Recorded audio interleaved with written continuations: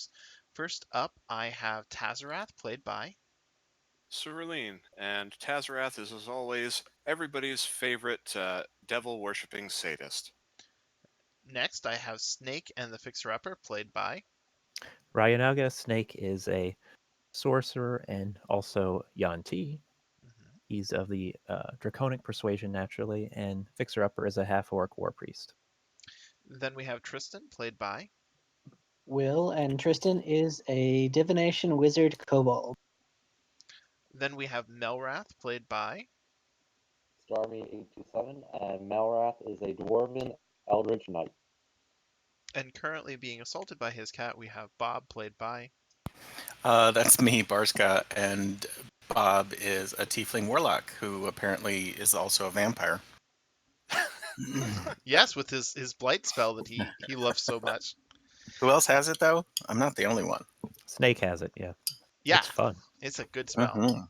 It's fun. So last time, the party had stepped in on behalf of a beholder working for the Santarem, and you guys managed to wrap up that battle in a surprisingly short amount of time.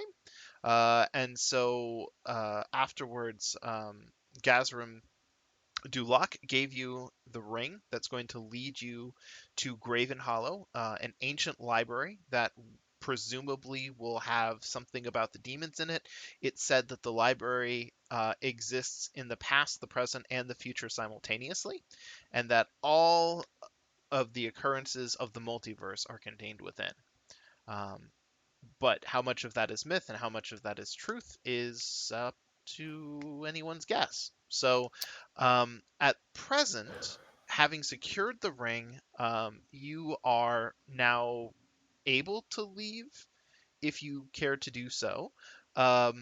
However, there was a drow. His name started with a Z. Zilchin, who had asked to come with you when you left. You don't have to take him with you, but I'm giving you an opportunity to stop by and, um, snag him on the way out if you care to, or try to rescue that deep gnome if you still feel like that's something you want to do. I You think also you were on saw, the way of knocking on their doors. you might have been. I don't quite remember exactly how we ended it. And then the last item is Peebles has finally seen that there is in fact a beholder present, and after muttering to himself about its glory, he started to sort of slink off in another direction. And Snake saw where he went, so you can always follow up with him if you care to. Sure. Sounds like a good idea. Okay, so what are we I mean, doing first? at the moment, we're still knocking on the Deep Dwarf's door. Okay, With earth elementals. with Earth. Oh shit, that's right. There was a fight. Now I remember exactly what was happening. Let me grab that map. Can I just see the shared? No, of course not. It's on Mantle Dareth map, obviously. Right, but finding that map is actually something of a It's hassle in the for me. M's. Starts with an M. You have no idea how many subfolders I have to go through to find this shit. Um, and so, right. Okay. You get oriented properly and then share the map just to make sure everyone is literally on the same page. I love how much it lags every single time I share it. Mhm. What is... Well, it's a very big map. It is a very big map. Um, why is there a cockatrice? Were you guys under attack? I think no, that's someone's spiritual weapon. Oh, yeah, that sounds like me. Okay, let me grab this. Anything with cock in it, right? Yeah, yeah, in fact. Oh, which reminds me, let me get Oh rid of this my. bay here. Wait, delete. There we go. Um, okay, so you have the two earth elementals, not stone golems, earth elementals at the doors, and everybody has your weapons drawn. You're fresh from battle. You're a little tiny bit winded, and you take a breather, and you're getting ready. And the earth elementals pull back their rocky fists, prepared to batter the stone doors into submission. And when they wind up and go in for the punch, the doors just blow the fuck open. They weren't locked. That is false advertising. They are big and impressive looking, but they, yeah, absolutely were not locked. So I'm gonna layers, enter mask mode. I'm gonna go like this, like about there, and then I love that they are incapable of drawing straight lines. That is fantastic. Go like that, and then This doesn't look like a. This looks like a boss room if I've ever seen one. hold on a second. I'm getting there. It's a glorious cube room. Well, not quite a cube. A little bit of weirdness. It Oh, and will actually, be. nope, that's not the one I wanted. This is the one I wanted. Boink. Okay. Back to it. The doors burst open. They slam loudly against the walls on the other side. And inside, you have a 20-foot high stone building. Remember that north is in the direction of east on this map. So when I say that the building stands in the northeast corner of the warehouse, that is that oddly shaped geometrical building that appears to be to the south. On the inside, there are a great many deep dwarves. They all look horrified. First, because the doors just blow open like that with terrific force and make a massive noise. But then, furthermore, because they can sort of see, now that everyone's looking in your direction, they can see that you're covered in deep dwarf blood, as are the stone golems who have bust open their doors. Merchants start fleeing for little sheds that actually aren't pictured. Other deep dwarves drop what they're doing and throw themselves behind cover. And let me grab this. Holy shit! Hold on a second. If I do this, oh, it's populating. Oh yes. Oh yes.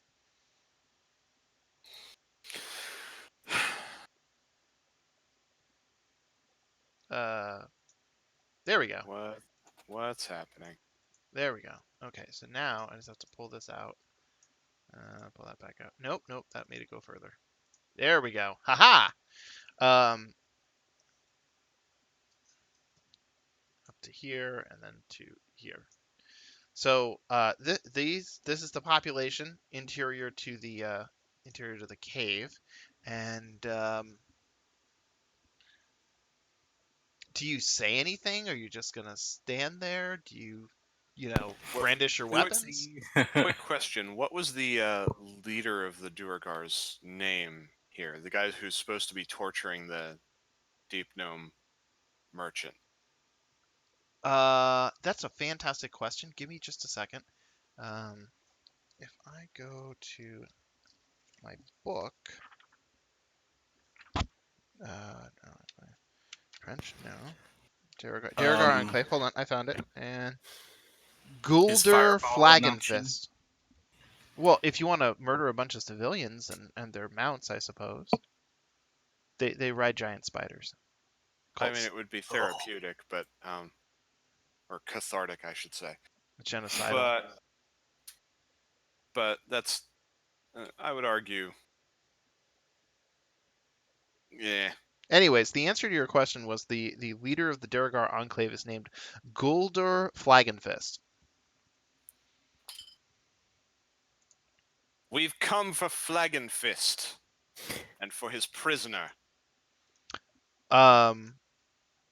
God damn it! Every time I press this arrow, it goes the wrong way. There we go. In response, several of the Duragar turn invisible. I'm not going to necessarily bother blinking them out, but they can do that, and so one by one they start sort of blinking out of existence, and you. Bring So him to us, and you will not be harmed. Bring them to us. this Duragar sort of runs forward, and then he points at the structure to the northeast, and then vanishes. Wink. I'm gonna keep in mind I still have see invisibility up from last game, so I'm just gonna keep an eye open in case any of them are trying anything stupid. Like trying to steal the gem. At the moment, they are actually armed with their weapons drawn, but they aren't. They have taken aim on you, but they're making no motion to fire. They're sort of like, because they all have crossbows, and they also have melee weapons as well. But I mean, like, they have their crossbow armed, and if you sort of think of like a Revolutionary War sniper, someone who gets down on one knee and is looking down the sights of his weapon, and is waiting for the opportunity to fire, but it isn't now. Do you get what I'm getting across? Yep, I'm just Okay. gonna look at Tristan's gonna look at one in the eye and wave. Tazarath is just going to look around and sort of have a wicked grin on his face. Okay. So right. So all the Duragar have blinked out of existence and into their invisible state for most of the characters, and that leaves you with the building. So unless you care to sort of wander around. All right, let's go inside then. Okay. Oh shit! I shouldn't have done this. Now I have to unload every single one of these things. Fuck. Oh dear. Wait a minute. What's this? Create? No, that's create item. Is Lovely. there a mass delete? Nope. And even if there was, wait a minute. Is there a mass delete? Close window. No. Can you like select them all and then just hit delete? Make sure it doesn't delete our characters, too. Well, I could just drop them back from the party sheet, but that's not the issue. Delete item. What if I do this? Nope. Yeah, there's no mass delete that I can see. There's probably. Wait a minute. What if I click here? Nope. It's not even context sensitive. Cool. Well, I've learned an important lesson about filling up the thing with. I don't intend to have a fight for dramatic effect. No, you pretty much stopped that fight when I saw all 23 Durgar. Like I was not. I was gonna just be like, okay, I'll be the voice of reason and also the voice of cowardice, extreme cowardice. Extreme cowardice. Because if there are 23 of them, at least one of them should crit around, and that's no fun. Yeah, that 5% really kind of builds up there. I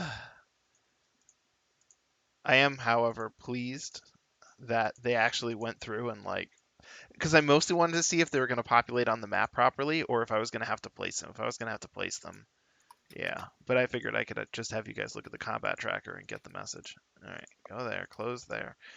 Oh my god. Mr. Ryanaga, going to move your things? Nope. Just gonna keep him here. How evil. Says the evil paladin. Yes. So I would know. This would probably be gone by now. Not necessarily. I'm still sort of keeping you guys in combat speed. So actually, we are on round 5. All right. Whoa, that's not 54. That's 5. There we go. That means he's going to throw us into combat soon, right? Yeah, probably. Oh, I'm not giving up my gem. Wait, why the fuck? That's basically why we're coming to essentially cow him into submission, is to say, no, this gem has a demon lord in it. We need to figure out a way to destroy this. We're not letting anybody have this nonsense. There have been enough demon lords friggin' unleashed. No more. Okay, now that I've managed all of that, once again I pressed the wrong one. There we go. Okay, so now mask mode. Bloop. And then... Oh, you know what? Let me do one more thing.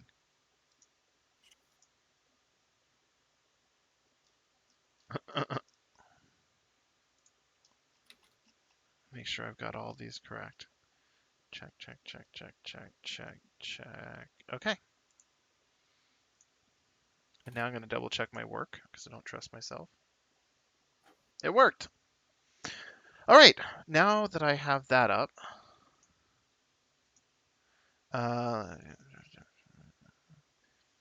inside the building, you find the doors unlocked yet again.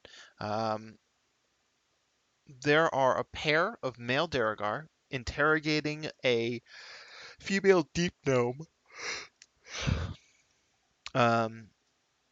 They're asking her, "What did you do with my gem?" And then they sort of punch her in the face. And then she says, "I've given it to the purple worms." And they both look at each other. And then one of them has a really concerned look on his face and says to the other,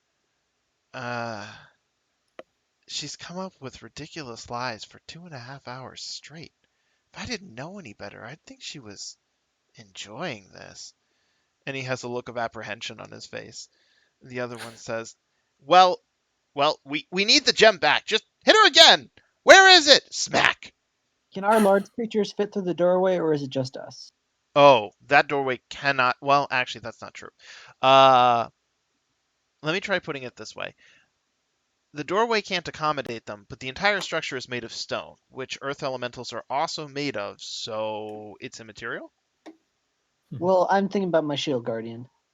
Oh, then the answer to the question is your shield guardian can fit, but he squeezes per D&D rules. Are you familiar with squeezing rules? Sure. Are you actually familiar with D&D rules? No idea. Oh, okay. Give me a split second. I'll bring this up just in case any of you are ever exceptionally large. Hey, wait a minute.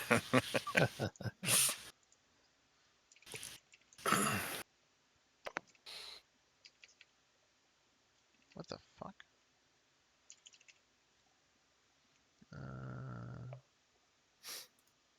Shit. Well, I can't bring it up, so I'm just going to go based off of memory.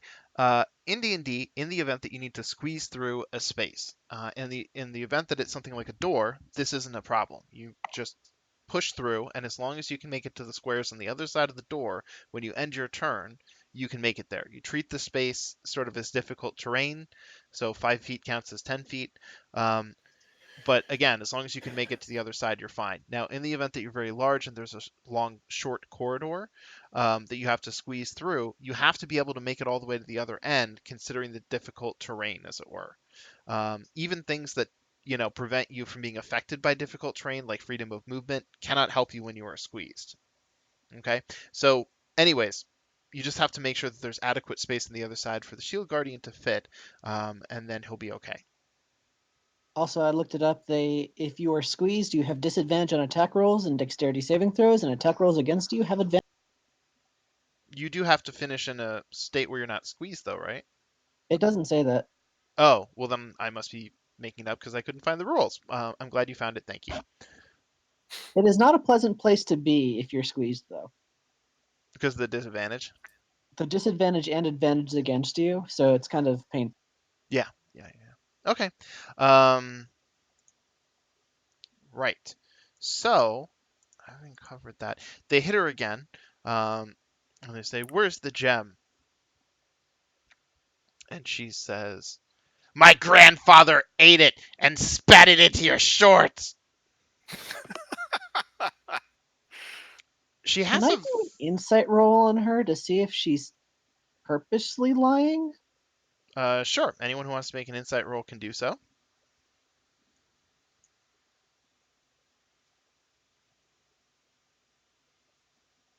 You do have to succeed, though.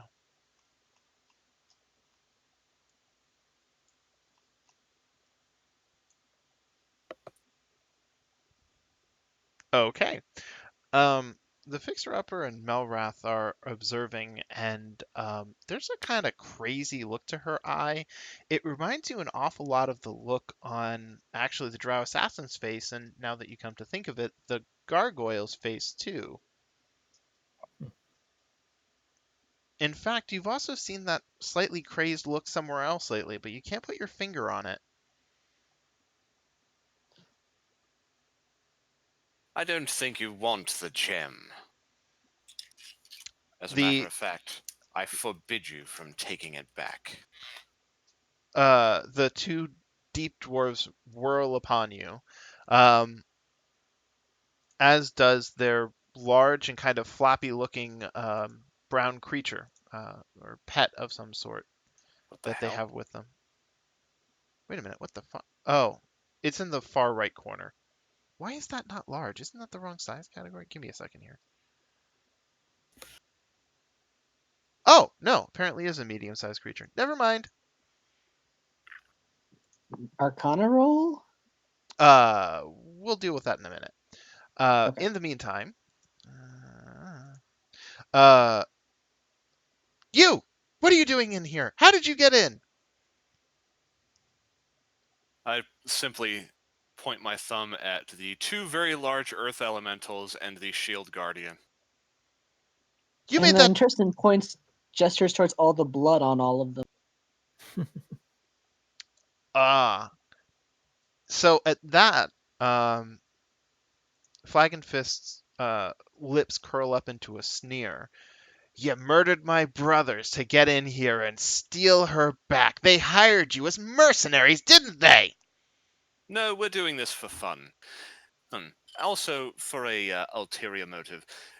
You are going to abandon your claim to the gem. It needs to be destroyed. What? No! It's mine! I have a rightful claim to it! Don't listen to the lies that they've told you. Those deep gnomes, they know nothing but lies! Listen to the shit that she spits out! Oh, we're not going to give it to them. What? No. We're Well, claiming it, and we're getting rid of it, and we're going to find a way to destroy it because there is a demon inside it. One that I believe is too strong to be controlled. Now, you will either obey me in this, or I will beat the obedience into you. I'm going to roll intimidate on that. okay, I was about to say. Holy shit. Uh, okay, let me roll some opposed checks. Oh, you know what? If I just roll with advantage? Can the earth elementals roll intimidate? I'll give him a. I'll get well. I'll factor that in there. Let's put it that way. Okay. So, Crimgall kind of looks intimidated. Flag and Fist, however, his jaw is set, and he says, "I don't know what you think you're going to get away with here, but murdering our people and coming in here to murder us too if we don't do your bidding is positively drow-like, and I won't stand for it." Then sit your ass down. They're going to go into combat. So they've already rolled their initiative. You guys already have yours. So Bob, you're up. I'm so glad you said that. Already? Shit. Hang on. Get those little claws unhooked from you. Gotta get my elemental ready. Oh, do you need Your the elemental entry is not again? so much later.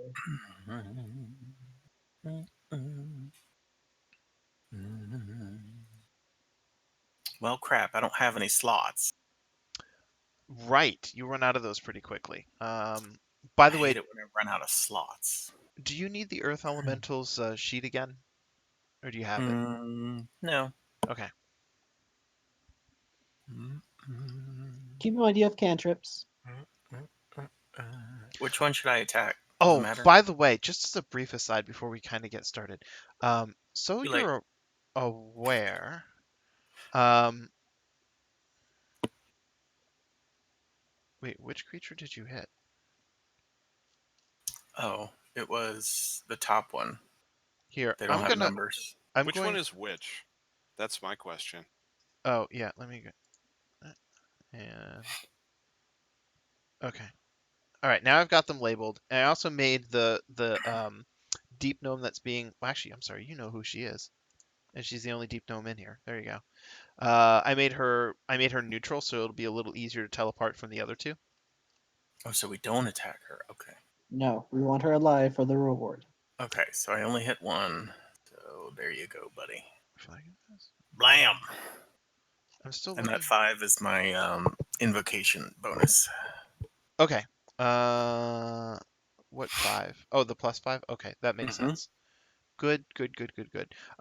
You fire off twin blasts, Pew! Pew pew! eldritch blasts, and well, one of them strikes home, and the other one sort of impacts against the ceiling. Tristan. Oh, Can I sorry. Hold identify the up. creature? Yes, you can try. You said hold up? I realized I had rushed past Kyle without giving him an opportunity to do anything else he cared to. Kyle, if you want to move or do anything else. Nope, you're good. Okay. Excellent. Let me grab. Where is it? Where is it? Here it is. Click, click, click, click. This is the creature that you see before you in the back corner. Handsome. Ew. Bizarre creatures native to the elemental plane of Earth, Zorn sniff out gemstones and precious metals. Then they tunnel through earth and rock to consume those treasures. On the material plane, a Zorn must range far and wide through the Underdark to sustain themselves, becoming aggressive towards miners and treasure hunters when when the valuable minerals of their diet are scarce. A Zorn's unnatural origins are suggested by its unusually heavy body and large, powerful mouth sitting atop its head.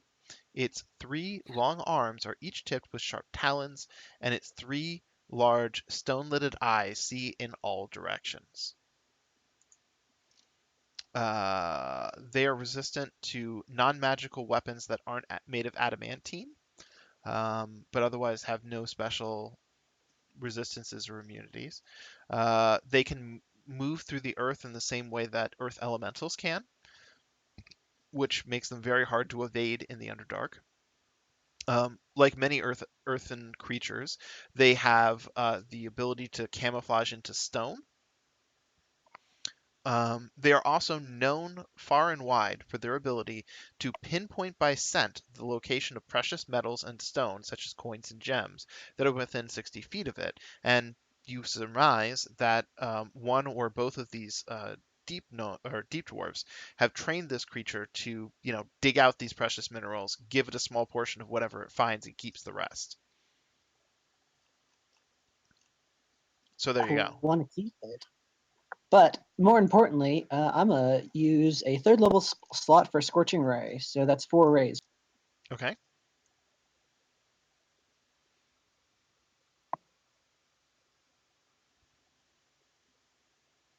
That's 1. That's 2. And that's 3. 2 out of 3 ain't bad. Go for it. Oh, I used a higher level slot, so 4, actually. 3 out of 4. That's even better. Okay. Pew pew pew. Flagon Fist. I like it. He's a manly man. Flagon Fist is now bloodied. The searing rays lance out extremely quickly, too quickly for him to dodge, and there are small explosions of smoke and fire that spread across his chest armor. One of the things that I had meant to mention as well, this is actually a storage building, and I was kind of in a rush setting things up, but so far there's stuff everywhere around you. You can see that there's plenty of food. There's water stored in uh, barrels. There are several casks labeled Dark Lake Stout Ale. You can also see battle axes, glaives, lances, longswords, morning stars, warhammers, pickaxes, suits of half-plate, chainmail, splint mail, plate mail, um, all along the walls around you. This entire space is, just riddled with storage. A lot of it's been sort of moved along the walls, probably so they could clear it out to interrogate this person. But yeah, I'm done. okay. Next up, why, it's Flagon Fist himself.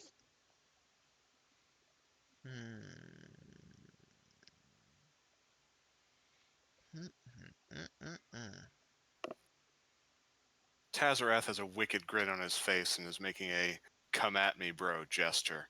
Uh-huh. Okay. Is he really though? Hmm. Seductive. So next, they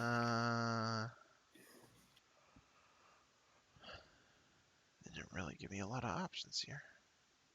Counterspell. He Mhm. rushes up to here and then swings his war pick at Bob and misses horribly. Don't make me burn you, bitch. He really isn't doing so well after having survived an assault of searing rays. Next up is the Zorn, The Zorn. the Zorn, and he's going to move. Let me see here. What? Stomps on over to here. He's got very heavy thudding footsteps. You can kind of feel it ripple through the stone underneath you, and that's about as far as he can get. And his arms kind of stretch out and flail, and his tongue lolls. And then it's Tazarath's turn. Tazarath will move one step forward and then will bonus action branding smite. I learned that you can stack all this nonsense. Okay. And then I shall attack this dude, cut him to pieces. Okay. Great sword. You Which one are miss. you attacking? Golder. Flaggy fisty. Okay. And I will also burn a normal smite. So this is going to be, what is this? 2d6 plus 2 plus another 2d6 plus 2d8.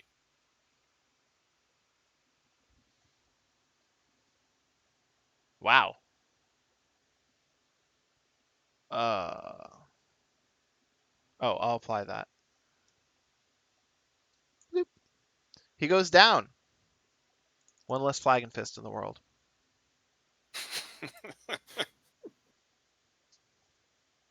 With that, I think all my actions are done. So, Wait. Uh. You have 2 attacks. Do you want to move anywhere before you finish? I guess I'll move close to the Zorn so that it can't get around me. Okay. Will's Earth Elemental is up. Okay, it's going to burrow 30 feet forward, Okay. The Earth Elemental merges with the Earth and reemerges adjacent to the Zorn. and then it's going to smacky smacky. Okay. Okay. The Earth Elemental swings 2 large, heavy fists, and there is a sickening crunch of stone versus concrete. Wow. Wait, really? Hold up a second. Oh, it's damage resistance is versus piercing and slashing, but not bludgeoning. I see. Interesting. Okay. Fixer upper. And that just applies to the non-magical, right? Or Uh, is it a... piercing and non-magical piercing and slashing weapons that aren't made of adamantine. Okay. Okay.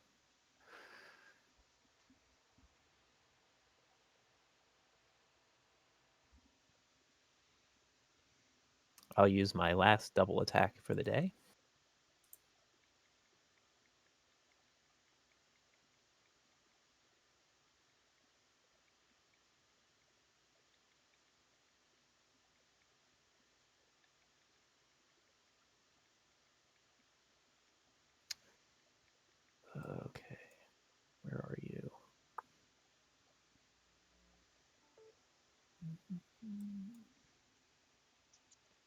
Oh.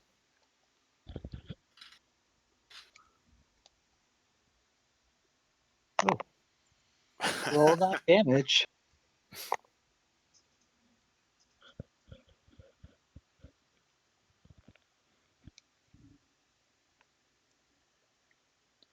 Huh. Okay. You happen to find that one of the areas that the Earth Elemental had impacted had temporarily caused cracks to form in the creature's very rocky exterior. The interior, however, you've come to find, is quite squishy, and your sword slides right in. It flails and rolls about in agony, in some sort of bizarre, like ragdoll approximation. Well done. and I get my other attack. Oh yeah.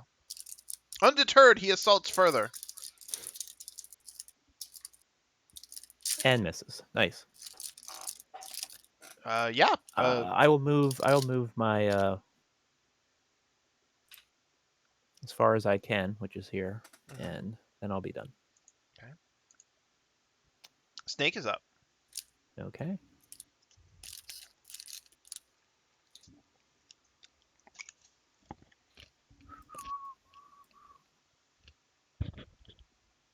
I will use a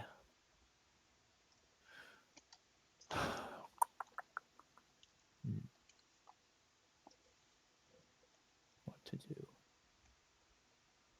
So he's not bloodied, correct? This guy is perfectly healthy. Or did you mean the Zorn? The Zorn, yeah. The Zorn is damaged but not bloodied. All right.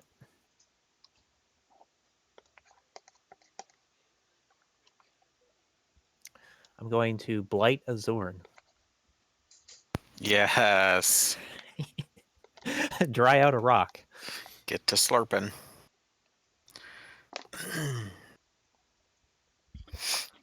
Slurpy, Alex, slurpy. I expect some good um, descriptions here.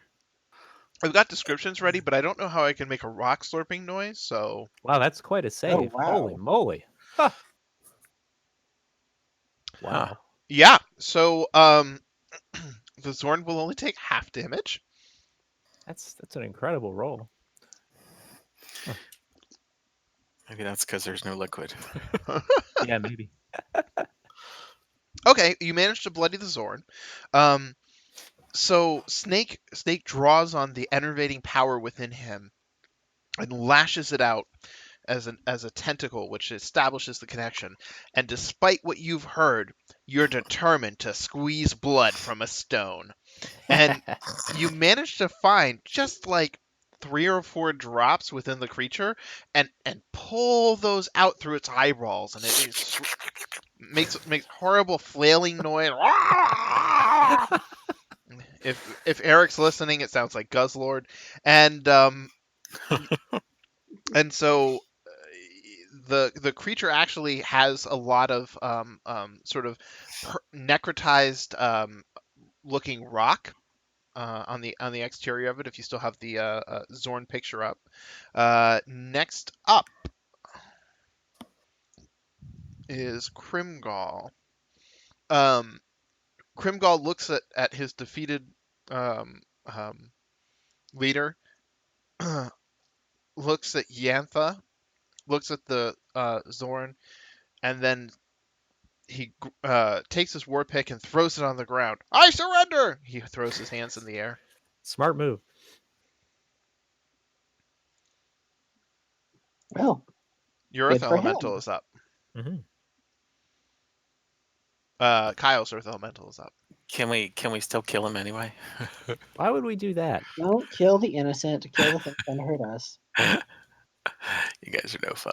I mean, you're chaotic neutral, so technically it's not against your moral code exactly. But you believe that you should have the freedom to kill anyone you want. Oh, there it is. Okay. I'm just gonna reach over Tazarath. Oh, Whoa. Ooh. Very nice. like, excuse me, sir, I just need to reach over your shoulder. Smack. Do I do damage now or after? Oh, right now. For a crit? Okay. Make sure I don't hit Tazrath. Ooh. Yeah, that was a very substantial hit. That was one. The creature kind of crumples and slumps down at the force of the blow. Are you What? What? That's a waste of good rolls, I gotta say. I mean, You guys know I can't cheat because I don't know how. that's true. Oh, only by 21. There you go. One Wait, hit did he point have rolls 1 a crit. HP left? Yeah. The Earth Elemental pulls both of its fists together and slams down on the Zorn's upper half of the body. Creature is crushed into the floor by the blow. And when the fists come up, you can see its arm kind of twitch a little bit. And the Earth Elemental very quickly brings it back down again, ending all movement whatsoever from the Zorn. Oops. Good grief. There is a sediment leaking out of it at this moment, but it doesn't seem to be moving. So do you accept Krimgall's surrender? I would vote I'm yes. not going to kill him. Oh, actually, Yeah. that's a Put it up for wonderful vote, I point. guess. Yeah, I love voting. Oh, look at that democratic process, you guys. Which one's which? Check as he lives. Okay. Just Marvelous. 'cause it's already passed. The consensus seems to be that battle is over and you accept Krimgall's surrender. So I'm going to delete these guys out of here before I forget. Bloop. Okay. Let me see here.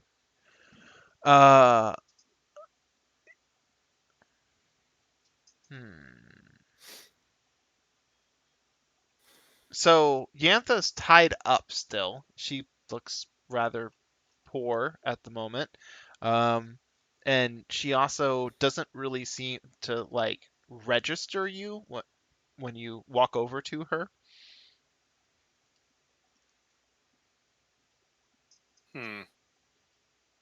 Well, lacking any spell slots, I think it's time for Lay on Hands.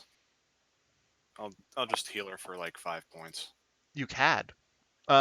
You lay a hand upon her forehead, and your unholy light purges the pain from her body, and she feels better somehow.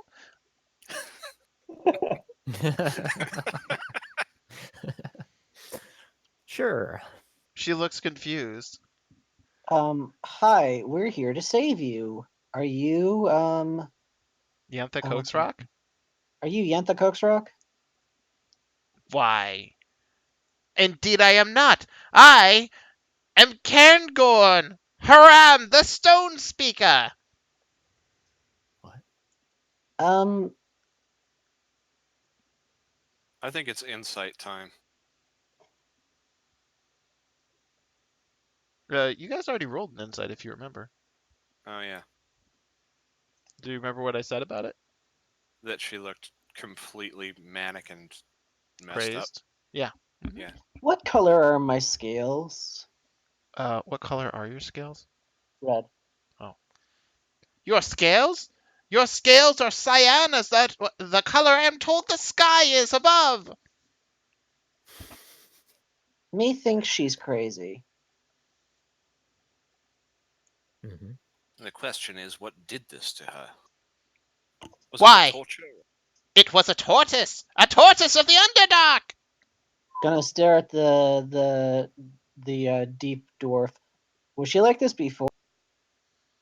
Well, she's been like this. Well, actually, she was a little crazed when we initially did business with her. I thought it was just stress.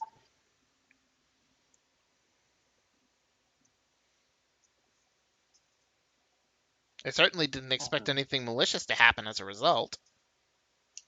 Can any of you cure, like, who's the one who cured the dwarves that we spared? I That guess is- the I can dwarves do that it. we spared. Only can do it once a day. I can detect magic. Okay. That's about it. Well, it sounds like Eric's got this one. Um, Didn't we do that back with the other dwarf? didn't you do what with the other dwarf? Well, like a couple weeks ago, we cured the one dwarf of madness, but I don't think a day has passed since we cured that dwarf. Oh, you mean a week in real time. Which dwarf was this? It would help me. Oh, it was one of So, the ones that we fought who was enlarged when we first got into town. Oh, yeah, no, it definitely hasn't been a day. Sorry. do you know the clerics have lesser restoration? Do we have clerics? I don't even know you. There is a cleric on the party. As to whether he has lesser restoration, I'm not certain. I'm checking He his. doesn't. Okay. Um. Yeah, I mean, it. You might be able to find a priest somewhere that's willing to do it for cash. Cashola. Cold hard cash and toss. Dosh. Okay. Yeah. Yeah. Moolah. Mm-hmm. While she's still crazy, keep it tied up. You're the boss, says Grimgall. No, not you. I meant Meant who? to, It's just me in here.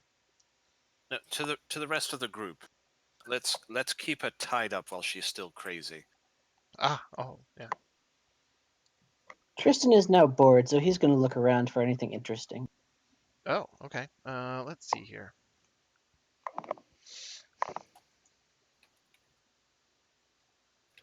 Oh shit, son.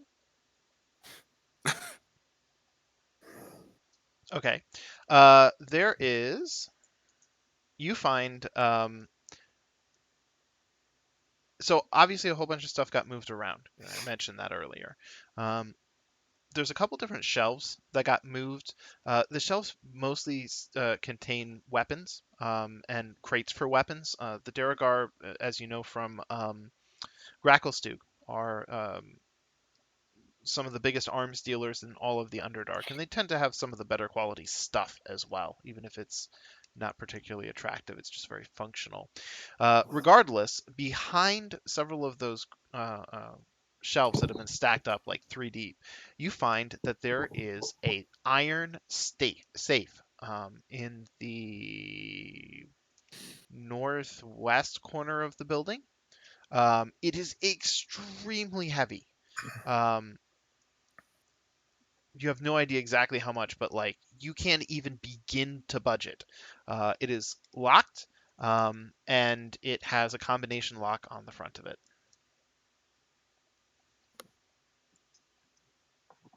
Looks back. Do you know the combination to this thing?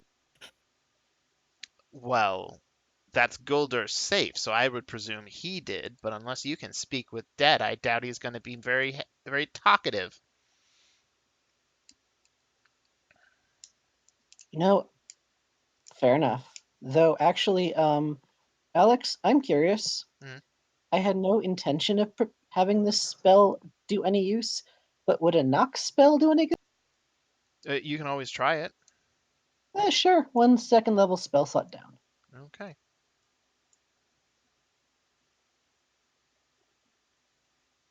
Hang tight for a second. That's a lot of dice. Oh my. You prepare the spell. Um, your knuckles glow with a pale lavender light. You look at them apprehensively and reach forward and rap once and are about to pull back to rap again when you hear the sound of the knock echo for ages. There is a sudden and immediate click, click, click, click, click, click, click from inside of the safe. Then, from the rest of the room, click, click, click, click, click, click, click, click, click. It sounds like you unlocked everything within about, what, 40 feet? 60 feet. 60 feet, yes. It's blocked by the walls, but otherwise, yes. Many things in this room are now unlocked. Holy shit. Nice job. Well. Wait, are you sure? Because I thought knock. I mean, I'm not gonna argue, but isn't knock only single target? Um, I might be mixing up my additions. Hang tight for a second. I want to look up the spell. Let me see Lavender here. I light just might don't have had like something to do cheating. with it. No, I It understand. does say a target. Oh, I understand what they did. Choose target. Okay. Okay, so yes, you are correct. In past editions, I think it was the case that it allowed you to do it. I thought that you had to be up close to do it, and that's why it affected the area. But apparently you really can cast at 60 feet. Now, the other thing is that per the spell's description, things tend to sort of fly open. Um, like things that are stuck become unstuck. So the door kind of pops open, and I guess the reasoning is in the event that such a thing was trapped, you wouldn't want to be close to it. So I'll retcon that to say that you were a safe distance away. You open the iron safe, and no trap goes off. Inside, however, you can see that there are 3 potions, all of which are labeled, and a single spell scroll. It looks like this. Except there's Well, 1. So I'm going to, I think if I go to inventory, I can drag this. Perfect. You know what? Actually, let me delete these. I got an idea. Because in this particular case, you know what these things are. So I think if I ID them, before I drop them in there, you guys will be able to actually see what it is you found. Bloop. Okay. Can you see it now? yes, I can. All right. Yeah, so these potions are placed in containers that have velvet as well, so that in the event that the safe is knocked around somehow, all of the potions within would be safe. Haha. And the scroll is that of the spell Augury. And you can actually click on it to see exactly what it does. Yup. Oh, yes, this will be a fun spell. This is a cleric spell, by the way. Yup.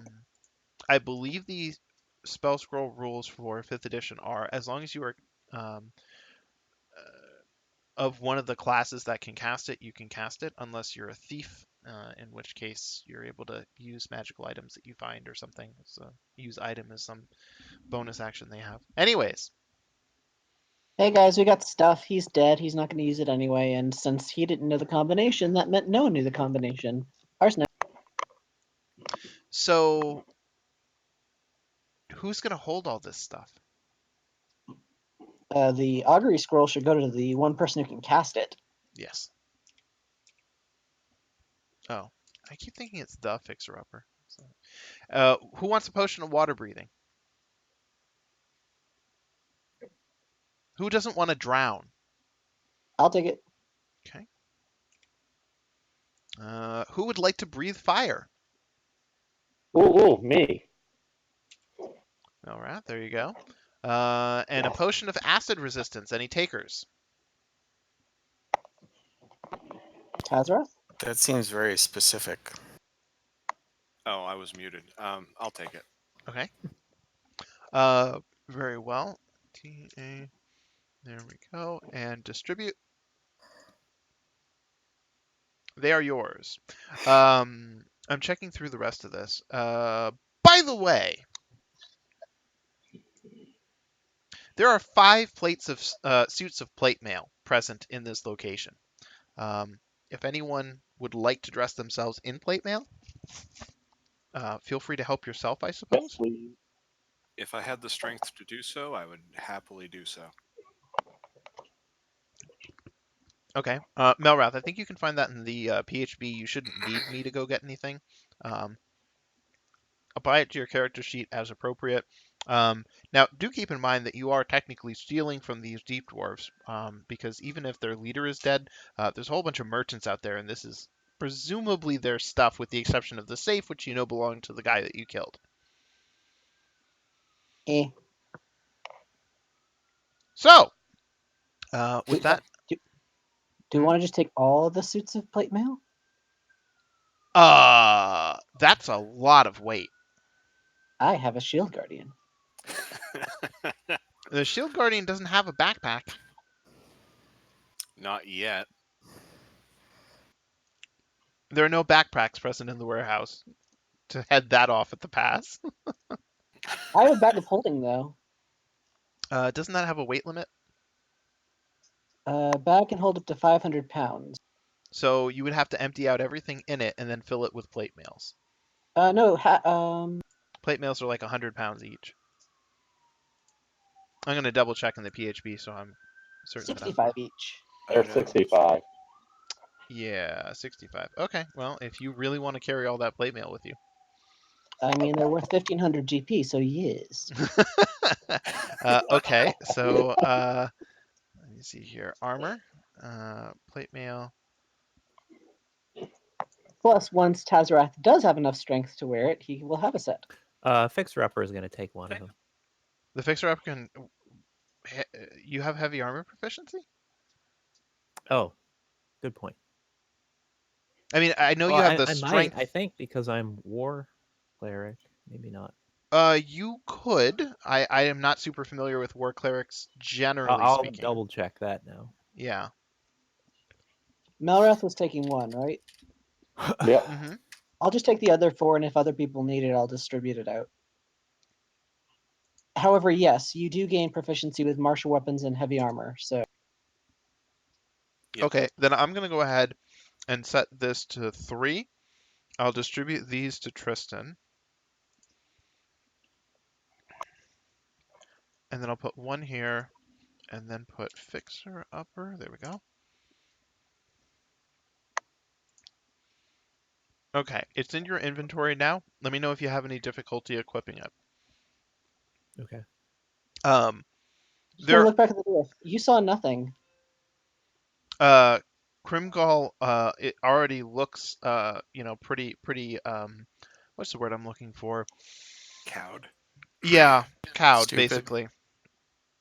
Cowed and stupid, yes. So now that you have his number pegged so well, he just kind of shrugs his shoulders dejectedly. You Poor can guy.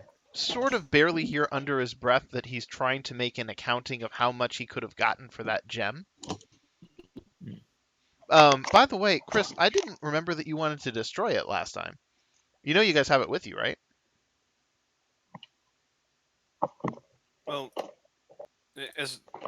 Tazrath has a he was sort of indoctrinated into, we're going to recruit you for the Blood War when it starts back up again, and you'll be fighting demons and saving reality from demons, and so he's got this sort of chip on his shoulder about demons. No, I get that, but I don't know if I missed it last time, but you guys haven't actually tried to destroy the gem, is my point. Do you know what I mean? You had mentioned that there was a that Tristan had determined there was a demon within it Yes. that might be too tough for us to handle. So, Okay, then let me expand on that. It is a demon's soul, which is different than a demon. Do you understand the distinction? We could I do describe we Avatar, could and I'm describe pretty the sure action. originally. So what I'm trying to say here is that the essence of who and what that demon is contained within the gem, but Mhm. like say that you smashed it. At that point, the demon soul has no corporeality and it has no ability to affect the world around it because it would be sort of like a ghost, We'll probably go right back to the abyss. which is generally what happens to demons when they're killed. Yes. We could always use the scroll of augury to check with, that is an excellent point. Oh, yeah. Let the me read up gods. on augury. La, la, la, la, la. Inventory. Scroll. Spell. Here we go. Let's see here. Rolling dragon bones, really? Okay. What divining tool would you like to use for narrative purposes? Let's see here. What are my options? Basically just about anything. It's all narrative. It's whatever seems cool to you. Like tarot cards or something? Sure. You can have a pack of tarot cards on you. Cool. Any past okay. Okay, so I just have to pick one of these 4 options. Okay, so Fixer Upper pulls out a pack of tarot cards that no one had ever seen. They seem well worn, with a great deal of use, and he turns and hands them to which player? Melrath. Melrath shuffles the cards vigorously. He drops them once and then picks them back up, and they kind of get all shuffled about again. And then he kind of hands the pile back to Fixer Upper, who glares. And then he throws out a small piece of cloth that they had been wrapped in onto the floor. And then he starts flipping over the cards until a cross formation appears. The cards reveal wheel.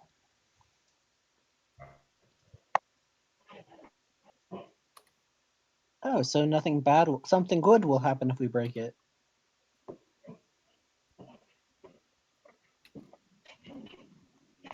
That seems to be the reading, yes.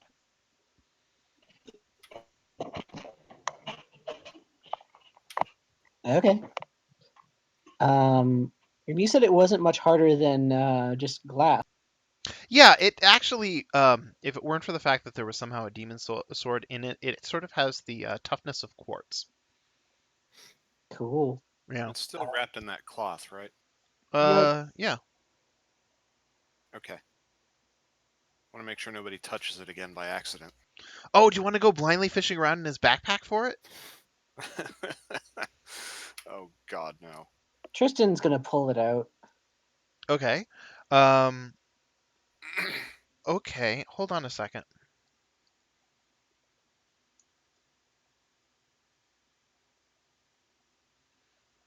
I see.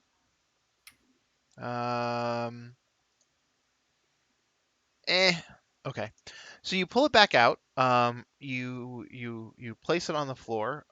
The cloth kind of falls off of it, and it kind of wobbles back and forth a little bit until it comes to a rest. The crystal is actually almost perfectly spherical, and it just kind of sits there, and you can almost see a cloudiness um, beneath the surface.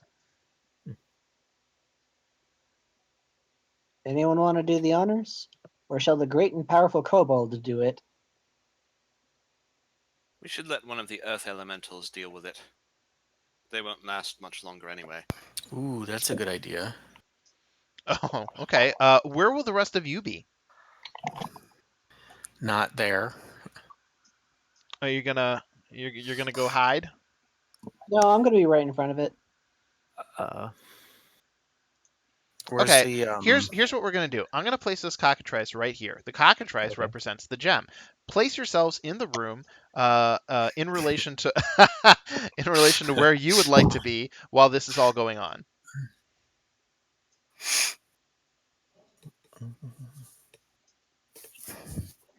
And then here's what I'm gonna do. Slash vote. Just check off when you're done, and then when everybody is checked off, I will follow through on narration. all right. You know, it's almost a shame that Zorn isn't around because Zorns love to eat gems. Yeah.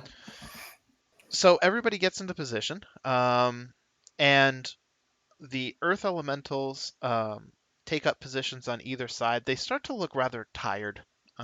They've been here for a while, and they're running low on the energy that brought them and sustains them here. But one of them pulls back his fist like a giant hammer, and then brings it down, and there is a high-pitched crack, and the gem just instantly shatters. It stood no chance whatsoever against the Earth Elemental Fist. Give me a second. I got to find the appropriate little. There's a description for this somewhere.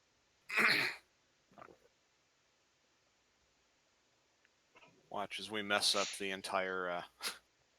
We released another demon lord. Probably. Well, it's not like Will's character's been under the influence of it the whole time. You have no idea. I know I have no idea, which is why we're letting this play out. When the gem shatters, black smoke erupts from it. and goes into all directions. And then almost as quickly as it appears, it vanishes. None of it like goes in anybody's nose or anything. As this happens, Tristan is knocked back 10 feet into the air and lands. Um, and as he shakes his head, little tendrils of black smoke curl out from his nose. Will, you can remove that thing I gave you. Yantha, in the corner, also has some of that black smoke erupting from orifices, and it vanishes as well. Now that you've removed it, you can also talk about it. Ah, well, that was an unpleasant experience. I'm sorry for tricking you all into committing deep gnome genocide. Deep dwarf genocide. But we enjoyed it. I'm sure you did. It wasn't very hard, but damn. But why did you trick us? What was going on? Well, it made me think that I was the most powerful, beautiful, courageous, etc., etc. It made me think I was a dragon. It was a Blank. madness that had gripped his very soul, but Blank. has now been purged by the destruction of the gem. Bye, And I'm cockatrice. assuming the nice, deep, gnome over there is probably better too. Oh, the Yes, one she who's tied up. seems to be regaining her senses. In fact, Excellent.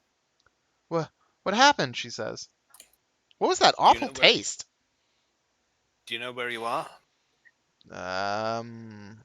I'm in the Underdark.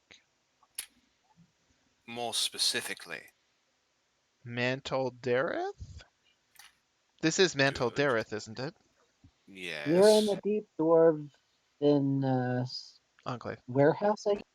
Yeah, that also accurate. Uh, I'm in their warehouse. Uh, are they having a sale?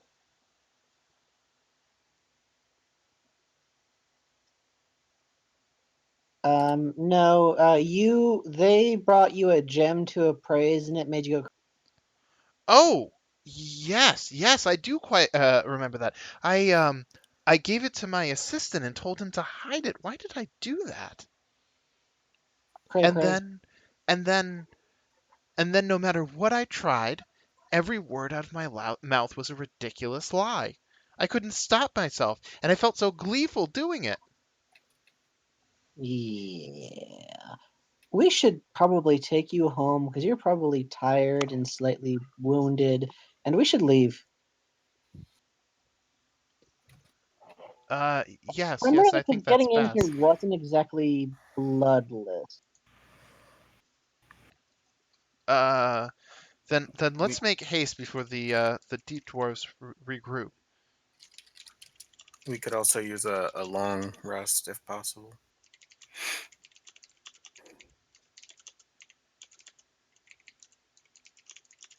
1 in 400. Yeah. 1 in 400? Okay, Yeah, because it's 1 in 20 times 1 in 20. that's what I thought. But I Yep. then it suddenly seemed excessive, and I started to doubt myself. And that second crit was really wasted. Just saying. It doesn't matter. It's incredible that it happened. It'll never happen again. Anyway, let's leave and go to the Yes. nice deep gnome place and take a nap, Okay. sleep. Uh, Actually, that's a very good way of I rolled visualizing it. I rolled 3 crits in a row one point. That Wow. that is impressive. Just a super brief aside before I continue. In second edition rulebooks, the stuff for Spelljammer, they had some particular like super weapon that did ridiculous amounts of damage. But in order to get it to fire, you had to roll 10 critical hits in a row. And the rule book said, in the event that you succeed at this, we would like a picture and pizzas on us. Just pizza? Well, they Yeah. just didn't want to get caught out somehow, I suppose. Yeah. So, anyways, you take Yantha back to the Deep Gnome Enclave. You guys rush the fuck out of there. The deep gnomes are, or sorry, deep dwarves are still hidden. They're kind of watching you. And as you guys leave, they rush towards the warehouse, and you can hear curses hurled at you as you make your way off into the distance. Uh, Music to my ears.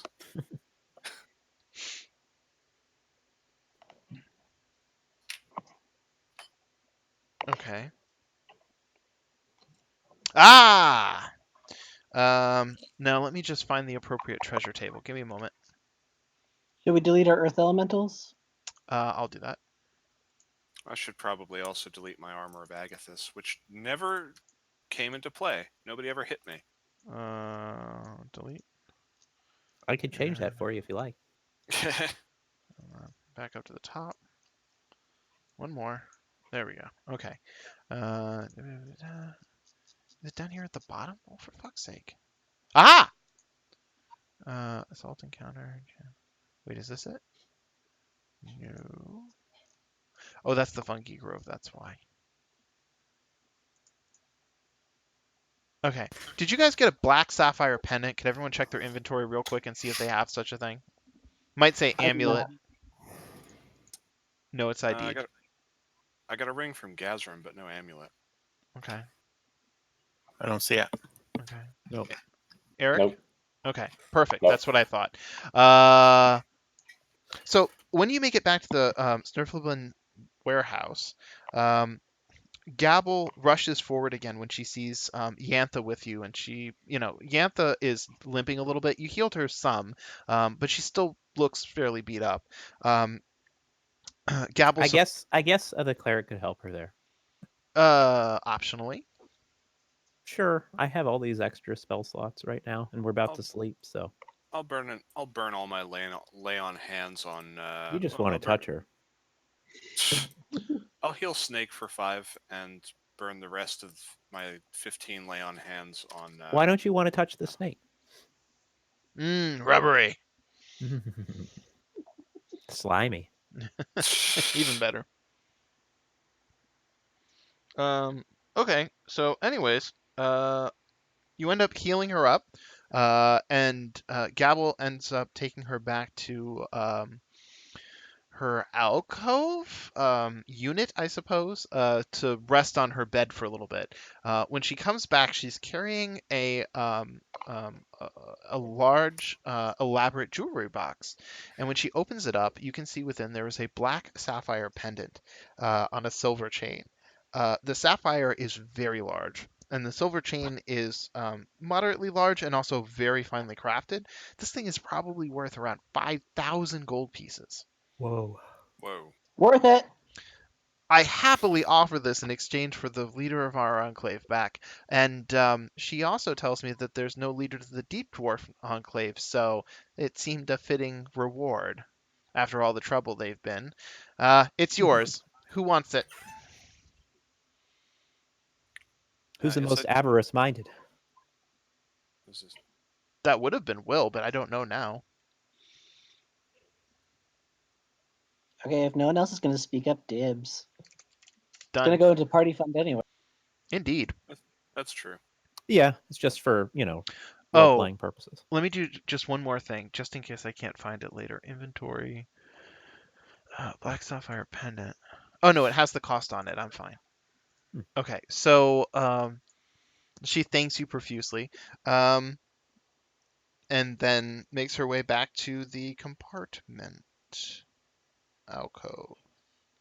Oh, just so you know, the Santarem, they totally were going to figure out whichever one of you, the alcoves, were going to die and then just take out the other one, so watch out. Oh, why? That's particularly fortuitous. The other people's enclave is weak. I'll send over an envoy immediately to make sure that we're a part of that alliance.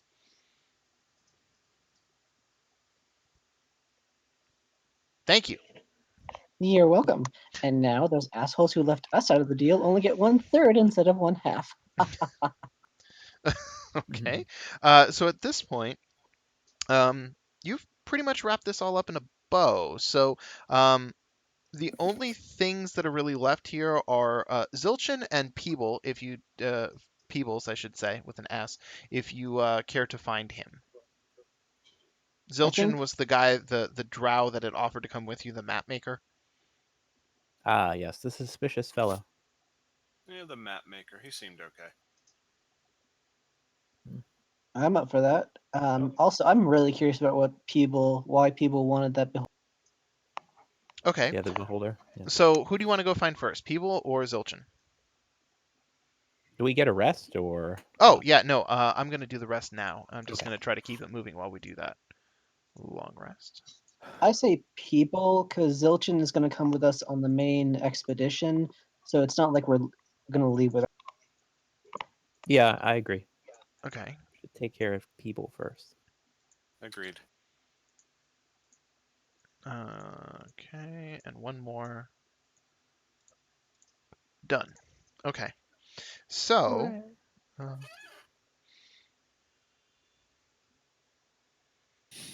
uh,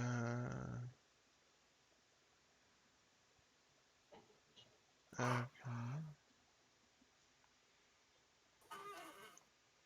Oh, didn't you guys encounter a druid on a lake edge? Do you guys remember that? Yes, we did. Oh yeah. Did she come with you? Yep. Okay. Right. Then moving right along. When you find Peebles, hmm, okay. When you find Peebles, he's actually in the marketplace, not dreadfully far from the Deep Gnome Enclave.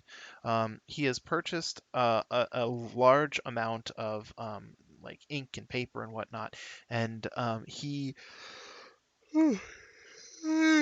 excuse me. He has found a bench, and he's on his knees before the bench, and he's busily scrabbling away, and he's drawn about 25 different pictures of that beholder that you guys met, Lorthun, from a variety of angles with a great deal of detail. It looks very similar to, say, a naturalist drawing from the 1800s. Um, and so when you approach, he looks up and he goes, "Oh, yes, yes, hello. I have a request. Is there any room in your caravan, perchance?" Why? Because the Underdark is a dreadfully dangerous place, and I need to get back to my master and report Lorthun's location so we can take next steps. And if I could just travel along with you, that would prevent me from having to hire a whole bunch of guards. It would save me a great deal of time and money, he says hopefully. Surfacers are kind folks, aren't they?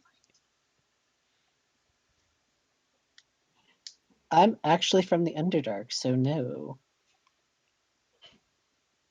He turns to the rest of the party and gives you big puppy eyes.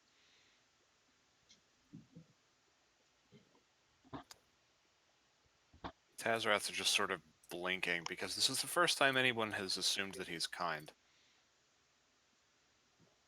Okay, well, I need a decision, so I'm going to do a little vote. Check mark if you're okay with him coming, X mark if you don't trust him. I don't remember who this is. I might have missed him. That's possible. Let me scroll back a little bit in my book here. Boop-a-doop-a-doo. I'm okay with him coming. I just want him to pay us. Oh, that's He- also an option. He's a little deep gnome who is obsessed with beholders and Ah, I found his trying to description. I'm going to reread it for everybody's sake. Um, Peebles had told you that he came to Mantal Dareth to investigate the rumors of a beholder living here. He claimed to be fascinated by aberrations, beholders in particular. He talked about them perhaps in the same way that a biologist talks about rare animals. And so he had confirmed that there were no beholders in the Daragar or Snurfnublin enclaves, and he hasn't yet been able to, or he hadn't at that time been able to explore the Drow or Santarem enclaves. He seemed friendly enough, but just really fixated on his goal. Um, and so he had been wandering around and he happened to come over to the Santarem Enclave around the same time that that fight broke out. And he caught sight of Lorthun. And then he squealed in delight and then ran off. And you haven't seen him until now. Can I just ask him a question? Of course. Why beholders? Is there something special or specific about beholders? Like, why not mind flayers, or think of any other oddity?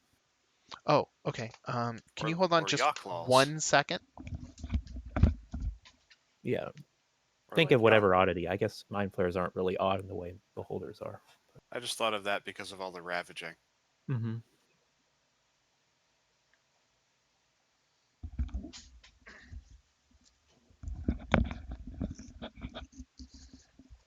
Okay. Let me consult this.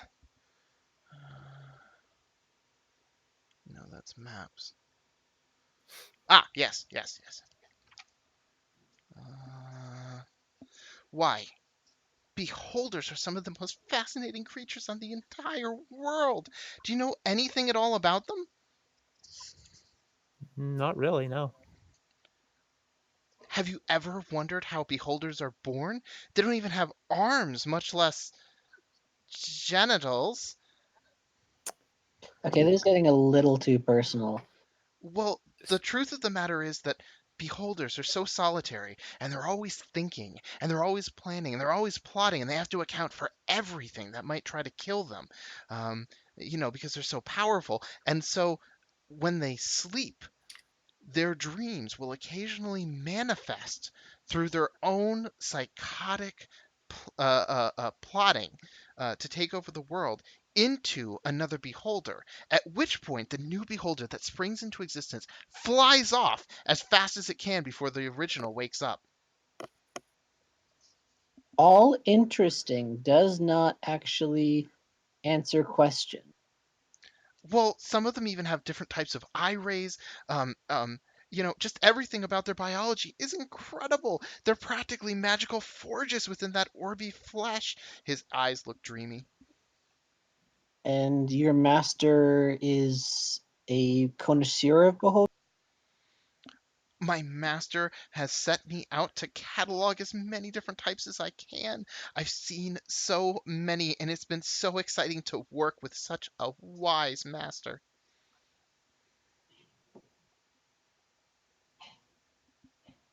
Has he told us who his master is? I forget. No, he has not. Does your master have a name? My great master's name is Zazax. That sounds like a demon, just out of character. Can we make any type of roll to recognize that name? I'm thinking of available roles. Um, since we're talking about a Also, I'm willing to person, I'm gonna recommend. try history. Maybe he's a historical figure. Okay. You have Sweet, that's a advantage nice on portent history? roll. No, that's my portent roll for the day. Oh, okay. Oh, wow, that's a really good portent roll. Yeah. So this being does not stand out in historical records. Zazax is not a particularly common name either. So if they were a person of note, then you probably would have heard of them, unless they were particularly powerful or secretive. Okay, well, Even with a I mean, 23. Yes. so given the fact that you would have to hire a bunch of people anyway, that means you have to have some sort of fund set aside to hire help. So we won't charge as much, but we are taking with. Well, how much do you want? He says dejectedly.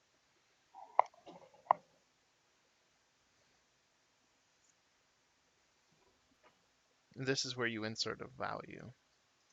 Do you have any magic items on you? No. How much gold do you have then? Um, he seems to be taking a little bit too long to think about it. Probably about 40 gold. So obviously he's lying. He has this look on his face like whatever the number he says is the number you're going to request. Mm-hmm.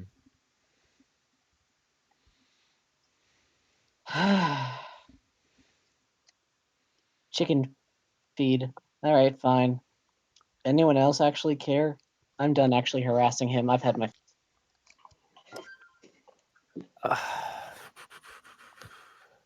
I don't much mind one way or another. Just don't get us into trouble. Is the Do you problem? think it's worth it to try and use suggestion on him just to get more information, or no? That's up to you. It's your spell. Well, I don't know. I mean, his master's not historical, not a demon, so maybe it's not worth Well, he's certainly not a demon prince. Let's put it that way. He could be a demon of it. lesser variety. He could be an entirely different entity altogether. But I don't disagree that that does sound like a demon's name. Well, I'm happy to just see where this leads, honestly. So. Okay.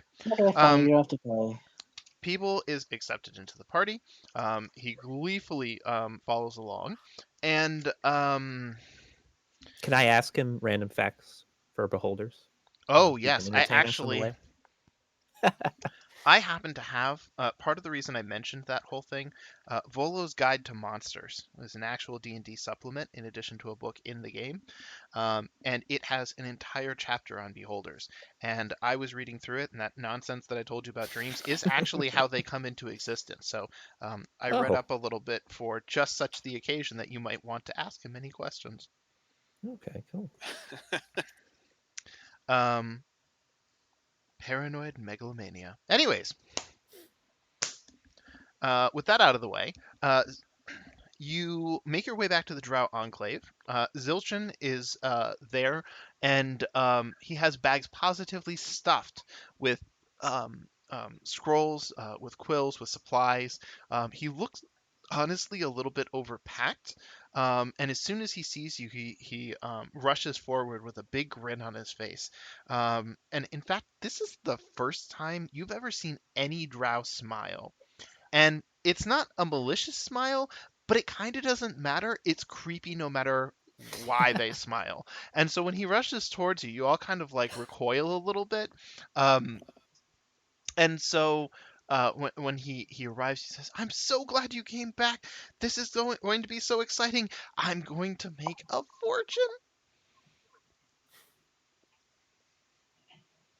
Naked avarice. That I can trust.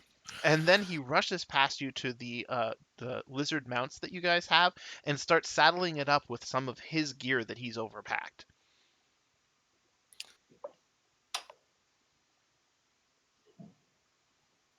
Okay, since there's no further objection, everybody is pretty much ready to leave Mantol Dareth. So I don't think there's anything I've forgotten.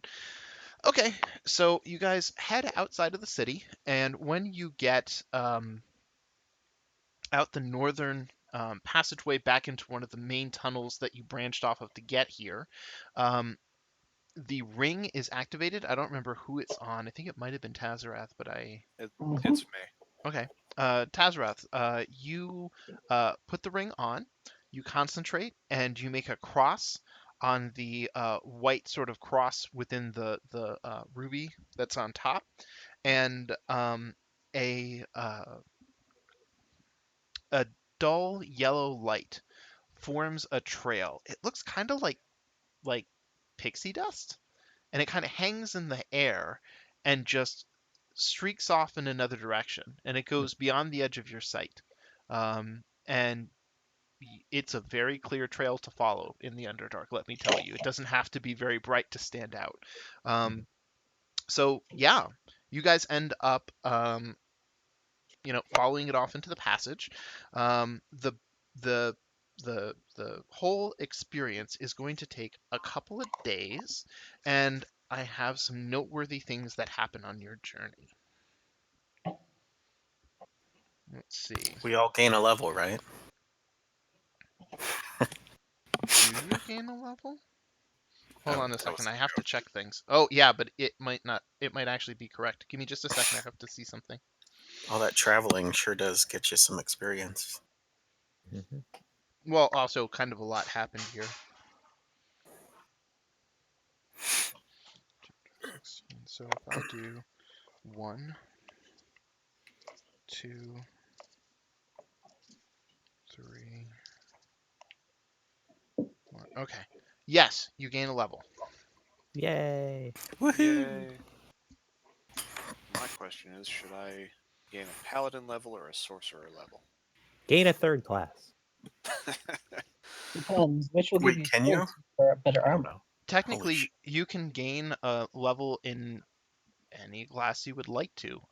You could, As long in as you've fact, got, as long as you've got 13 in the appropriate primary stat. stat. You could technically have one level in every class if you so desired, but that probably would not If be. you wanted to build a crappy character, go for it. Yeah, That no. would be completely absurd. I was about to say that, you jerk.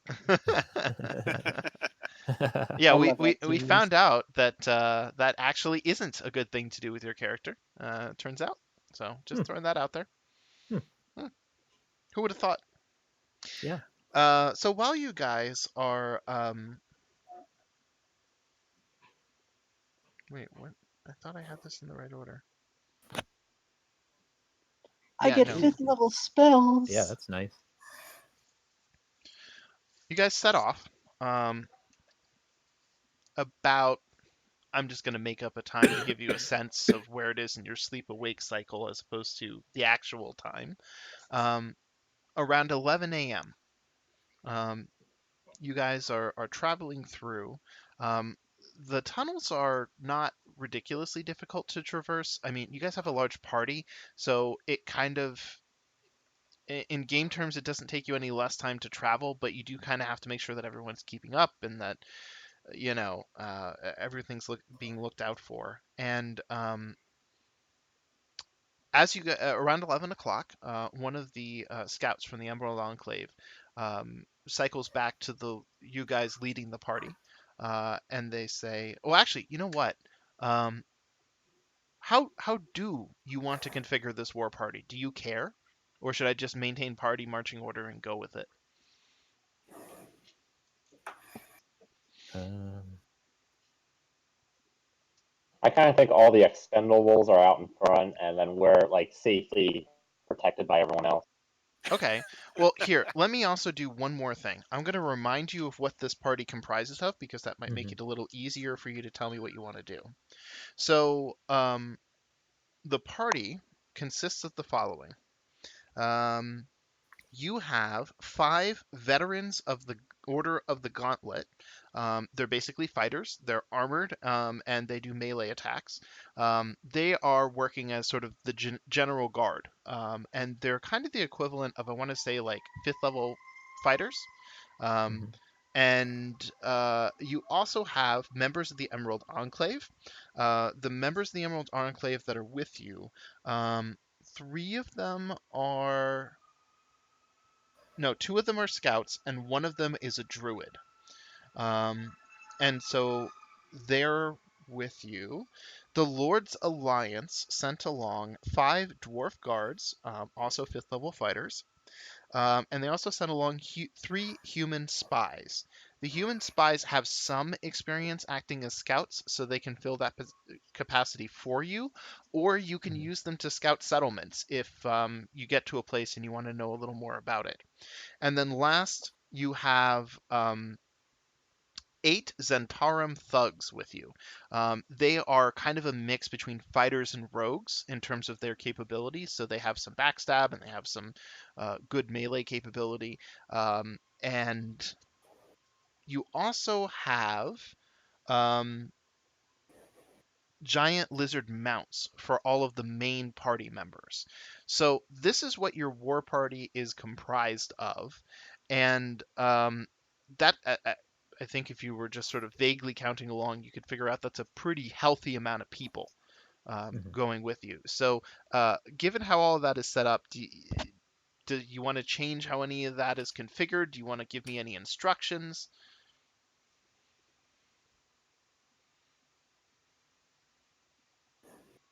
I I'm think okay with it being.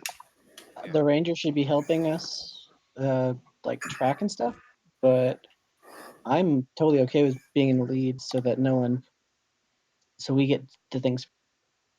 Okay.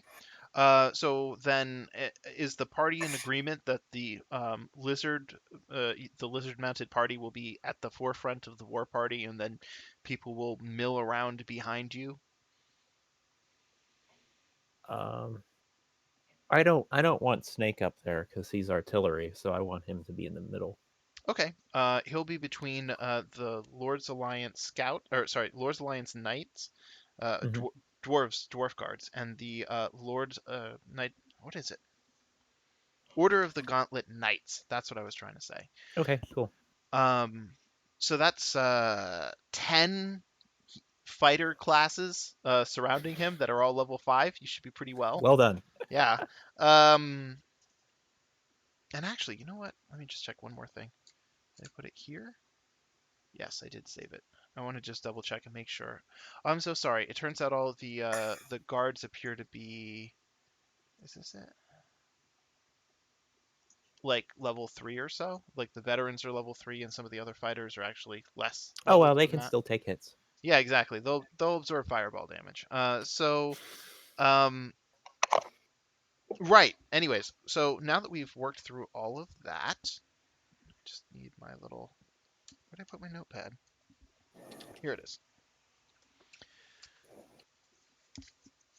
The party is advancing, and up to the front, Melrath, a scout, appears beside you out of the darkness. My lord, he says, up ahead there are signs of a battle. We did not tarry long, but I wanted to let you know that it was in our path. Oh, yeah, guys. There might be something up ahead. Could you give us any more information Um, there to seemed attack you? Well, no one attacked us. There was a battle that had occurred prior to our scouting across the area. There were at least 5 bodies in the area. We did not get close, just in case anyone might still be lingering around. And yes, so that is the information that we have for you. What would you have us do? I guess we should go investigate. As you wish. So, oh, hold on a second. There we go. You make your way off into the tunnels. The scout sticks close to you and gives you some directions. Um, there are some light forks left and right. You make some turns. You come into a moderate-sized cavern. It's probably got ceilings about 15 feet tall, and it spreads out into a circle with a radius of probably about 40 feet. Um, in the center of it, you can see that there are a variety of marks in the area that indicate there has been a battle. You can Hmm. see that there are bodies. You're at the entrance of the larger cavern right now. True to his word, there appear to be 5 bodies. 4 of them appear to be humanoid size, and one of them is quite large. Um, but you can't really make out much in the way of detail from here. You would have to get closer and use light to discern much more.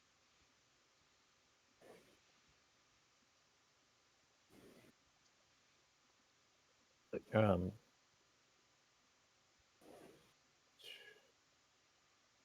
Melrath, is that correct?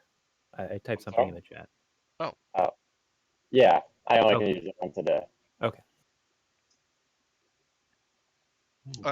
so how do you want to handle this? Do you want the party to, or sorry, the war party to hang back? Do you want the war party to come with you? I I'd think we could say we handle can it. hold back. Okay, so you order What did you say? I was saying, I think we could handle it. Just the 6 of us. okay. Um, I'm resisting the urge to sing. So you order the party to or the war party to hang back. Can you guys roll me a quick perception check? Of course.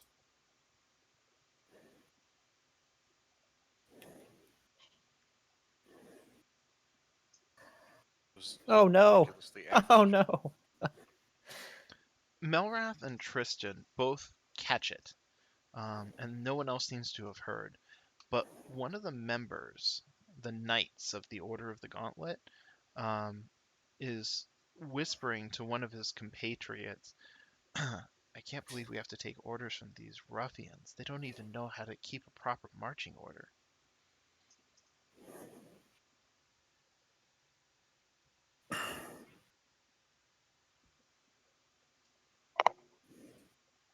Will you continue on to the bodies? Will you stop and address it?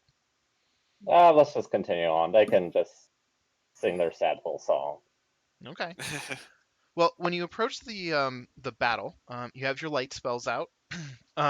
There are signs of fireballs that went off in the area. There are also some scorch marks that indicate lightning bolts.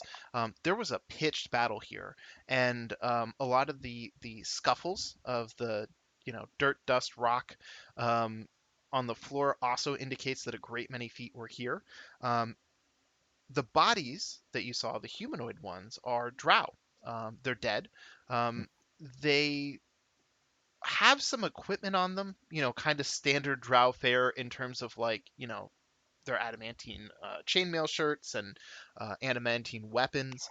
None of that stuff really looks to be magical.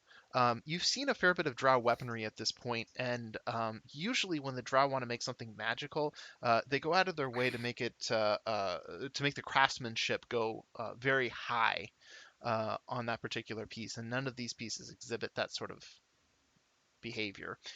So you don't think that anything that they have is good. It's certainly not as good as the stuff you have, but it is actually better than a lot of the stuff that the factions that came with you are wearing. Um, and so you take note of that. But additionally, you can also see that the other creature is a particularly large beast. And I'm trying to pull up the picture like I love to do. You might want to try rolling the shit. Oh, because I didn't click that.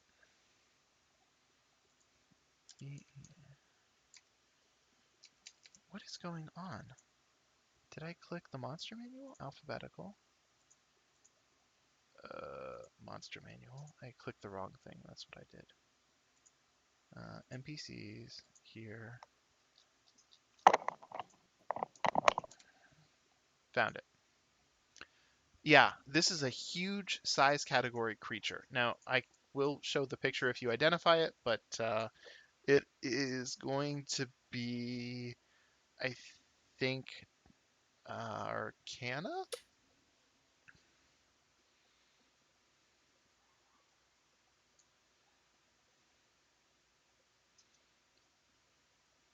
Melrath and his amazing knowledge rolls. I know, it never stops. Never stops. So Melrath, you recognize this creature immediately. Why? That's a That Behir. This massive beast is covered in pretty severe injuries. There are fireball scorch marks all over it. There might be Oh. some scorching ray blasts. It also has a number of spots where its skin was punctured by drow crossbow bolts, which are seeping poison even now. This battle appears that it probably took place sometime within the last week, based on decomposition and sort of the state of things and bodily fluids and all that other nonsense. You guys are regular morticians at this point. But this is the creature that lays before you. And like I said, it's huge, which, yeah, if you were thinking of it in terms of the grid, it is a 3x3 square space that it occupies. Um, as a reminder, these creatures have some ties to dragonkind. They can speak Draconic. They're immune to lightning, and they even have a lightning breath of their own. They are fond of biting creatures and then constricting their long serpentine bodies around them, and then at point blank range, blasting them with lightning when they can't evade the attack, and then frying them until they stop moving, and then swallowing them whole, kind of similar to a boa constrictor. Um, I'm looking to see if there's any other information in here.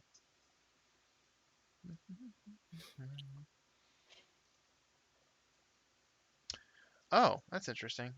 These things, for some reason, seem to be um, opponents of dragons. They really do not like them.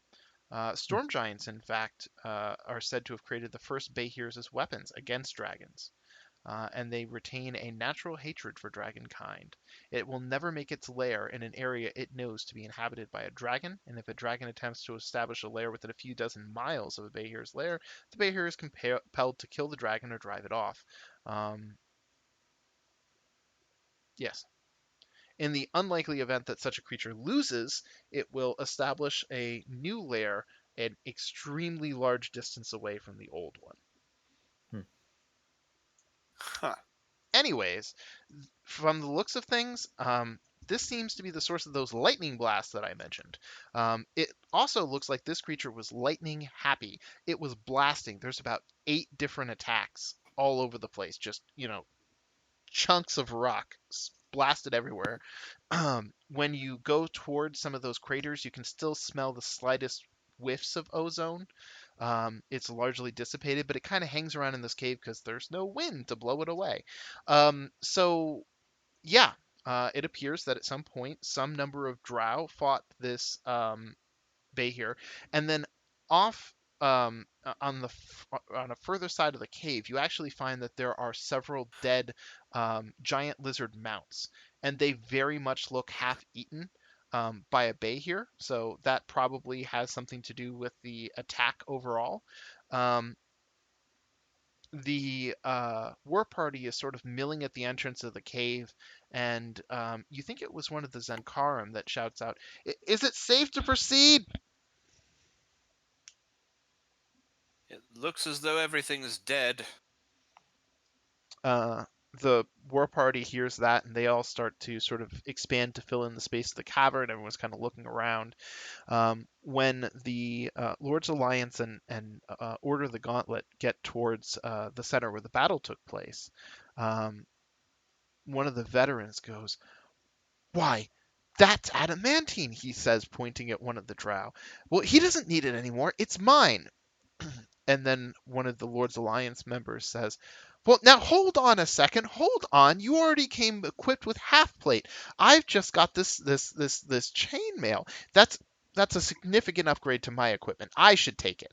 Hey, Tazarath, could you put them into order and distribute them evenly so we don't have to deal with bickering of adults? Yes, I heartily agree.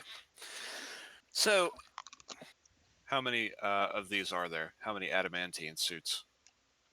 4. And we have 4 different groups coming with us, right? Yeah, and the fighters, the knights and the fighters, there are 5 of each. So there are 5 knights, 5 fighters, and there are 4 suits. There's also long swords and even daggers that are have people clamoring for them. Now, is this adamantine chainmail? Yes. I will take one for myself. Okay. I will Not take one for myself, and the other 3, I will distribute to. Let's see. Who are the leaders of the groups coming with us? Oh, They give me just a second.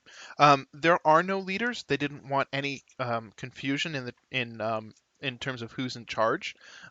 So the leaders stayed behind.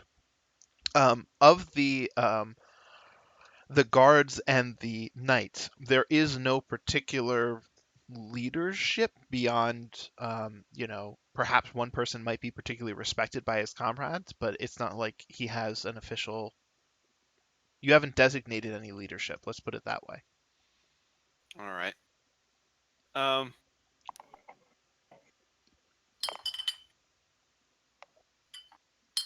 I detest using games of chance for this, but this is the only way to resolve this peaceably, I believe. Uh, does anybody have gambling supplies so that they can just roll off against each other? Whoever gets the highest roll out of them? You could have them draw straws, as it were. Yeah, draw straws. That Yeah, works. why don't we give one to one, one to the other, and then they draw straws for the last one? that works. Do you have any sense of? I can give you names. I don't know how better to distinguish between different people within the faction. Not the one who is bad mouthing us. Ah, okay. That is an Order of the Gauntlet. That is Olaf Renki. He doesn't even get to draw. I would honestly be Yeah, okay he sucks. with him doing that. I would honestly be okay with him drawing if he shows us how to do proper uh, marching order. Since Oh, apparently that was apparently not a consideration for us running away from Velkenvelv. oh, okay. Well, all right. So how do you want to approach Olaf? Are you going to be stern with him? Are you going to be forthright? Or how do you want to approach it? You don't have to role play it if you don't want to. You could just tell me what your style is.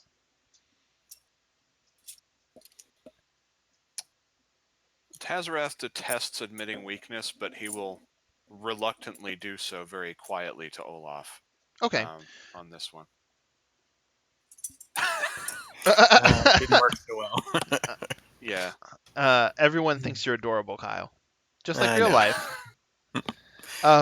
So, uh, you sort of bark aggressively at everyone, and they all kind of look at you strangely and go back to what they're doing.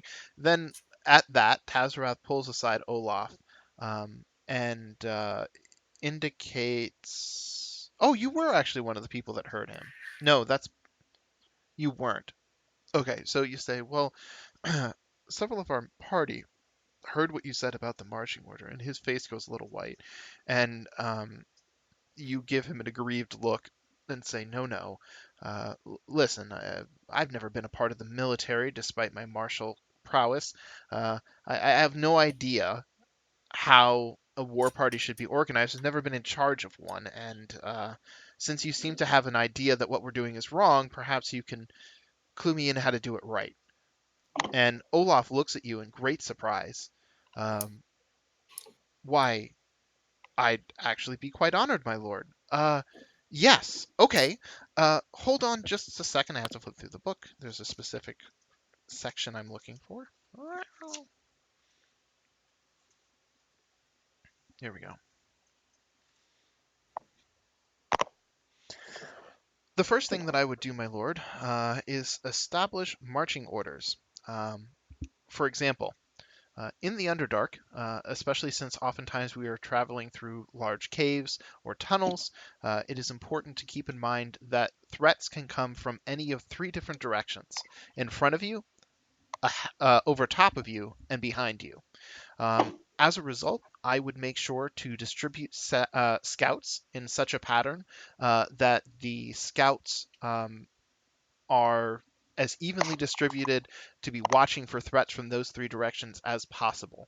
So some should be scouting ahead, some should be scouting the rear, and some should be scouting with an eye towards the cavern ceiling. Um, Beyond that, you should consider our travel pace. We can all move pretty quick if necessity demands it, if we're being chased, but that might cause us to stumble into an ambush because we wouldn't have proper time to prepare. If we go a little slower, we might be able to have more success foraging. It'll give the scouts more time to look around and do less of a cursory glance around a cavern. And portion of the expanded. Additionally, if necessary, a portion of the party can break off in order to travel some distance ahead further than they would otherwise, scouting for the right path while remaining on the lookout for other potential hazards. This can be especially useful when we take rests at night. I would also mention, my lord, that both the knights and the Floors Alliance guards were all familiar with setting up fortified encampments. With the number of people that we have present, we might be able to actually set up, hold on a second, where was it? An outpost, a fortified area that could contain 20 square feet or so. like a small cave, roughly 20 square feet, with one or more gated or barricaded exits. A walled compound up to 20 feet square within a much larger cavern. We could fortify an island that is accessible by boats or rafts, or a hard-to-reach ledge, pinnacle, promontory, which would be accessed by ladders and ropes. Again, the scouts are excellent at ascending vertical surfaces, and they would be able to, set up rope ladders for us to climb. Um, Beyond that, my lord, I think you've already seen that sometimes personality conflicts can occur. After all, we know the Santarums are nothing but savage thugs, and they could perhaps antagonize the group. So, sending a firm signal to everyone that order is to be maintained, and exactly who is in charge and in charge of what would be important. Um, Above and beyond that, it is further important to designate a specific chain of command. If you, my lord, were knocked unconscious, who would be the next person to give orders? Would it be one of the party? Would it be one of the factions? And keep in mind that designating a faction could cause some resentment among the others. All of these things do need to be kept in mind. And the last thing, and possibly the most difficult, is remembering to manage the loyalty of the various factions. I and my comrades will stick together, but the Lord's Alliance has sent along spies, and who knows what information they're collecting, and those scouts are always off by themselves, and you never know who you can trust down here. Least of all the Santarem, who are actively gathering information on everyone and everything. So you'll have to maintain the loyalty of each of the different factions. Just because they were ordered to be here doesn't mean they're being paid to be here. Very true. Sounds like foreshadowing. I'm just doing a quick check through. Nope, I've covered everything. Those are all the things. Okay. I will pass this along to the rest of the party for certain, so that we can come up with who precisely is in charge and who is, things like that. Okay. The cave with this dead bay here, I'm assuming this is not defensible. It is. The two tunnels that lead in and out of here can actually just be barricaded temporarily. And so you could, simply barricade them for a short time, and then you'd be able to swing them open when it's time to leave. So you could, make an encampment here. Yeah. So just super briefly to wrap up the conclusion of that talk. I know that was a lot of information. Here's what I would say. Let's talk in super general terms. I would imagine that you would want the chain of command to be the party, right? Yep, Tazrath at the front because they seem to respect him. Okay. So you guys will just arbitrarily determine a chain of command within the party members.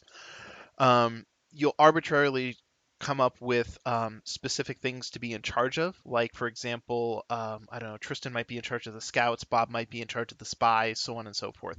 It kind of doesn't matter. I, as the DM, will just manage it. We don't have to keep careful track of it. Beyond that, in the event that the party is incapacitated, what faction would you next want to be in charge?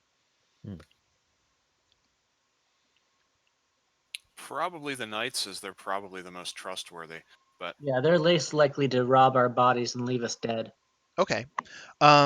So just so that you're aware in game terms, in the event that the party is reduced to 0 hit points and the war party still persists, the party can be saved from an unsuccessful battle by the NPCs.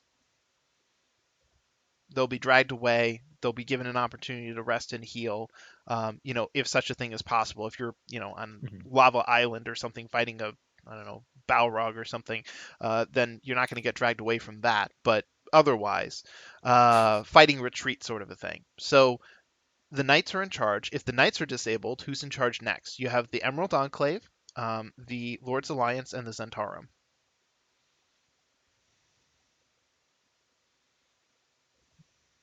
We do have to keep the Zentarum happy. Honestly, if it wouldn't be super complicated to do that, I would say have like a council of all the factions, just like one representative from each. Mhm. But we don't have time to set that up. Oh no, Do it. you don't even worry about it. Like, this is all narrative. It's just so that I know how to appropriately narrate all this nonsense. So it sounds like you want to keep the Santarem happy. You can do a council, but in terms of just a strict this, then this, then this, then this. So you guys spend some time in the cavern hashing this out, talking to a couple of different members of various parties. The scouts actually feel significantly better that you now that you've sort of thought this up. It turns out, in order to follow Olaf's suggestion, that if you want to do the 3 sets of scouts, you're going to have to force the Lord's Alliance spies to act as scouts in addition, because there are 2 actual scouts and 1 druid acting as a scout. So like he'll transform into a bat or something and sort of fly around and pick up information that way, that sort of thing. Sounds familiar. Yeah. Works for me. So I have a sense of what you guys will be doing.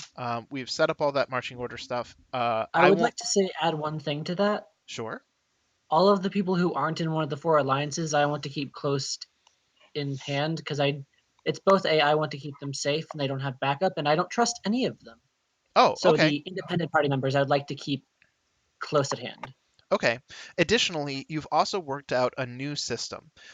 Previously, as you had been moving through tunnels, because of the varying sizes of tunnels and caverns and blah, blah, blah, blah, blah, the size of the war party is constantly shifting, like a liquid going through a tight space or a garden hose. And as a result, you would sort of like turn to somebody next to you and say, okay, we're going to compress down like this. And then that person would go off. And several other people were like, well, who the fuck is that guy to be giving me orders?